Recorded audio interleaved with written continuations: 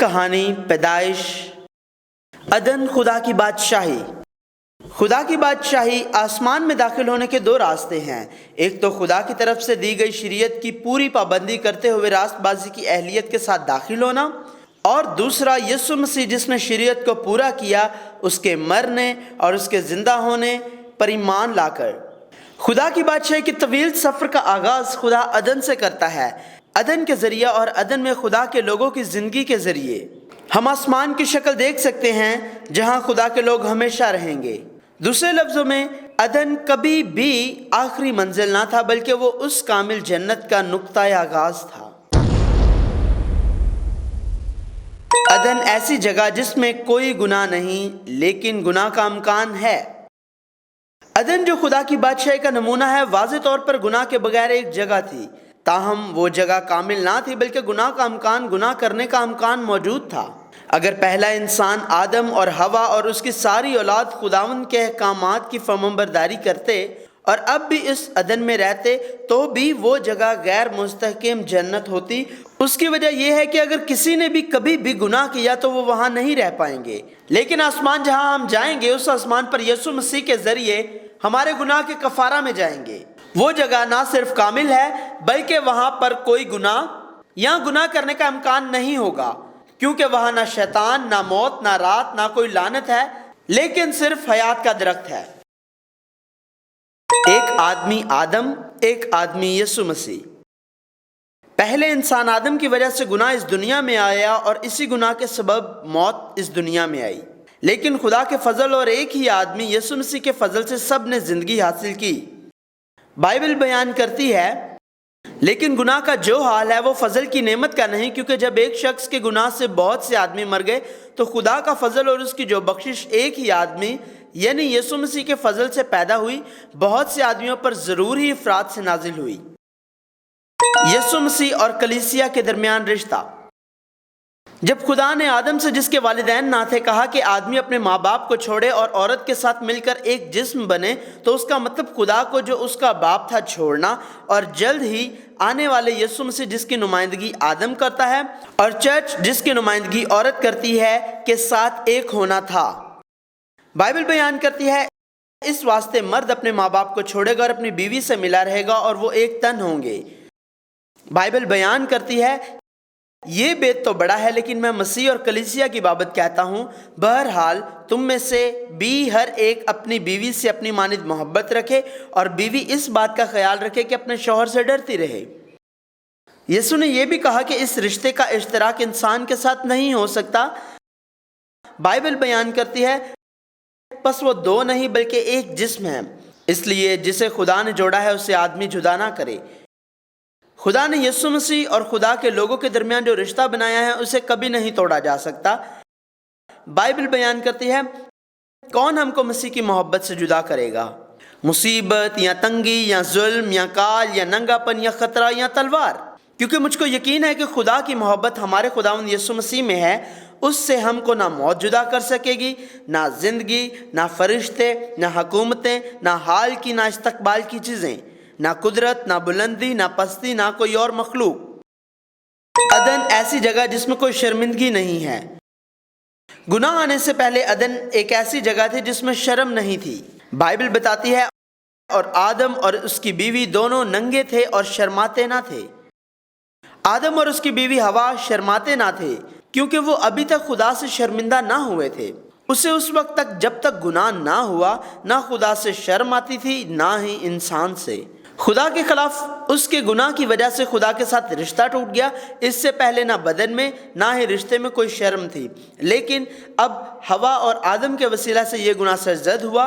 پہلے انہیں اپنی برہنگی کے بارے میں پتہ چلا اور پھر اپنی شرمندگی کا احاطہ کیا۔ اگرچہ وہ پہلے ننگے تھے پر شرماتے نہ تھے، لیکن اب فیصلہ آیا کہ یہ تو شرم کی بات ہے۔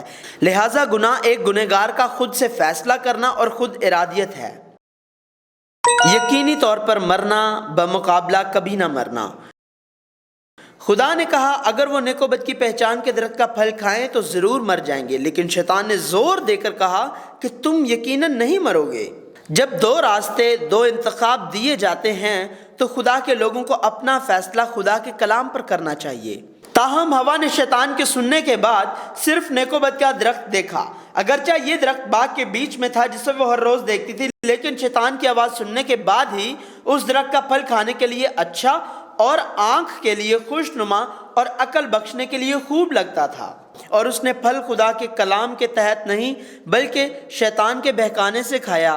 یہ اس وجہ سے ہے کہ گناہ کا لالچ اس فیصلے سے زیادہ شدید تھا جسے وہ خدا کے کلام کی نافرمانی کی وجہ سے پائے گی۔ ہوا اور آدم نے وہ پھل کھایا جسے خدا نے انہیں کھانے سے منع کیا، لیکن وہ نہ مرے۔ اس لمحہ شیطان ٹھیک تھا، لیکن پھر بھی یہ جھوٹ تھا۔ جب خدا نے کہا کہ وہ ضرور مریں گے تو اس کا مطلب دو چیزوں سے تھا۔ پہلا، وجودی موت، وہ اب ہمیشہ کی مخلوق نہیں تھے اور ایک دن مر جائیں گے۔ دوسرا، رشتے کی موت۔ اب گناہ کی وجہ سے خدا کے ساتھ رشتہ ٹوٹ گیا، اور اس سے پہلے ان کا رشتہ ایک تھا جس میں شرم نہ تھی، لیکن یہ شرمندگی کا رشتہ بن گیا۔ شیطان یہ بات جانتا تھا، اس لیے اس نے ہوا کو ان الفاظ کے ساتھ دھوکہ دیا کہ آپ یقیناً نہیں مریں گے، کیونکہ وہ جانتا تھا کہ وہ فوراً ہی نہیں مرے گی۔ ہوا نے جو پھل کھانے کے فوراً بعد نہ مری، ایک آدم کو دیا۔ اسی طرح اگر ہم گناہ کرتے ہیں تو ہم فوراً اس گناہ کا نتیجہ نہیں دیکھیں گے، لہٰذا شیطان مسلسل خدا کے لوگوں کو گناہ کرنے اور خدا کے ساتھ ان کے تعلق کو توڑنے کا سبب بناتا ہے۔ نیک و بد کی پہچان کا درخت۔ نیک و بد کی پہچان کا درخت انسان کو گناہ کرنے کے لیے نہیں دیا گیا تھا، بلکہ خدا اور اس کے لوگوں میں فرق کرنے کے لیے دیا گیا تھا۔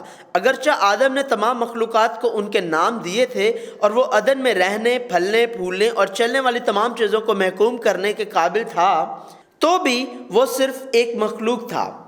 ہمیں نیک و بد کے درخت کے ذریعے جان لینا چاہیے کہ خدا بشمول آدم تمام مخلوقات کا خالق ہے، اور آدم کو خدا کے لوگ، خدا کے فرزندوں اور خدا کے غلاموں کی حیثیت سے اپنا مقام برقرار رکھتے خدا کا فرمانبردار ہونا ہے۔ ہمیں ہر روز خود کا انکار کرنا اور فرمانبرداری کی جگہ پر رہنا ہے۔ خدا کا کلام اس نسل میں بھی ہمارے پاس موجود ہے۔ خدا نے اس کلام کے ذریعے ظاہر کیا کہ وہ خالق ہے، اور اسی کلام کے ذریعے ہمیں خدا کو جاننا اور فرمانبرداری کرنا اور یہ اعتراف کرنا کہ ہم خدا کے لوگ، بچے اور غلام ہیں۔ خدا کے لوگوں کو ہر روز اس سچائی کو اپنے دلوں پر مہر کرنا ہے۔ اس طرح ہم اپنے آپ کا انکار اور بادشاہوں کی طرح زندگی گزارنے کی ہماری خواہشوں کا انکار کر سکتے ہیں، موت کا سامنا کرتے ہیں اور خدا کے لوگوں کی حیثیت سے اپنی میراث کی جگہ پاتے ہیں۔ گناہ سے پہلے اور گناہ کے بعد۔ جس رشتے میں آدم ننگا تھا لیکن شرماتا نہیں تھا، جس رشتے میں میری ہڈیوں میں سے ہڈی اور میرے گوشت میں سے گوشت ہے، اسے تبدیل کر دیا جب خدا نے پوچھا، کیا تم نے اس درخت سے کھایا ہے جس کی بابت میں نے تجھے حکم دیا تھا کہ نہ کھانا؟ اور جواب تھا، جس عورت کو تو نے میرے ساتھ رکھا اس نے مجھے درخت سے کچھ پھل دیا اور میں نے کھایا۔ دوسرے لفظوں میں اس کا مطلب یہ تھا کہ خدایا، کیونکہ تو نے اسے مجھے دیا سو یہ بھی تیری ہی غلطی ہے۔ انسان جو ایک گنہگار بن گیا اپنے لیے کچھ بھی کرے گا، ناراض ہوگا اور قتل کرے گا اس شخص کو جس کو وہ سب سے زیادہ پیار کرتا ہے، یہاں تک کہ خدا سے بھی۔ یہی وجہ ہے کہ خدا نے جو یسوع مسیح کے طور پر آیا، خدا کے لوگوں کے لیے مرنے سے نجات کی راہ کھول دی۔ یہ خلاف قیاس نجات ہے جس کے بارے بائبل بات کرتی ہے، اور یہ خدا کی راست بازی ہے۔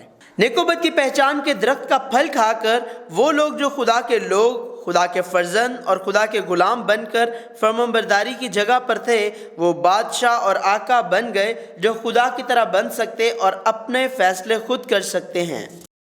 بائبل بیان کرتی ہے، بلکہ خدا جانتا ہے کہ جس دن تم اسے کھاؤ گے تمہاری آنکھیں کھل جائیں گی اور تم خدا کی مانند نیک و بد کے جاننے والے بن جاؤ گے۔ بائبل بتاتی ہے، اور خداوند خدا نے کہا، دیکھو انسان نیک و بد کی پہچان میں ہم میں سے ایک کی مانند ہو گیا، اب کہیں ایسا نہ ہو کہ وہ اپنا ہاتھ بڑھائے اور حیات کے درخت سے بھی کچھ لے کر کھائے اور ہمیشہ جیتا رہے۔ اب بائبل ظاہر کرے گی انسان کے گناہ کی وجہ سے ارادے اور فیصلے کی طاقت ہی انسان کو اس کی تباہی کا باعث بنا دے گی۔ اس طرح انسان کی بادشاہی اس کی اپنی طرف سے قائم ہوئی، کیونکہ انسان بادشاہ مالک بنا تو وہ برباد ہونا شروع ہوا، اور بائبل مکمل طور پر اسے واضح کرے گی اور بربادی کی افسوسناک حالت کی نشاندہی کرے گی۔ یہ حالت بالکل مایوس کن بھیڑ کی حالت جیسی ہے جس نے ریوڑ چھوڑا ہو۔ یہ ایک سکے کی بالکل محال حالت ہے جسے اگر اس کا مالک تلاش نہ کرے تو وہ ہمیشہ کے لیے بھلا دیا جائے گا۔ اور یہ دوسرے بیٹے کی تکلیف کی حالت ہے جس نے اپنے آقا بننے کے لیے اپنی جگہ کو چھوڑا، لیکن اس کا اختتام یہ ہے کہ وہ سب کچھ کھو چکا ہے اور سوروں کو چراتا اور وہ پھلیاں بھی نہ کھا سکا جو سوروں نے کھائیں۔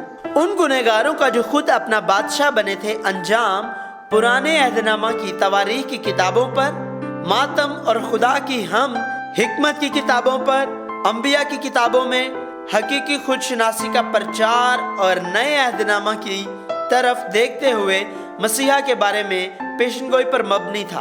اور آخرکار یسوع مسیح جو مسیحا کے طور پر آیا، پرانے عہد نامہ کا خلاصہ کرتا اور تمثیلوں اور انجیلوں میں بات کرتا اور سب کو رسولوں کی کتاب میں خدا کے لوگوں کو کلیسیاؤں پر لاگو کرتا ہے۔ خدا کے لوگوں کے گنہگاروں کی زندگی کی کہانی جو اپنے گناہوں کی وجہ سے خدا کی صورت کھو بیٹھے اور خدا کی بادشاہی عدن سے نکال دیے گئے تھے، جاری ہے۔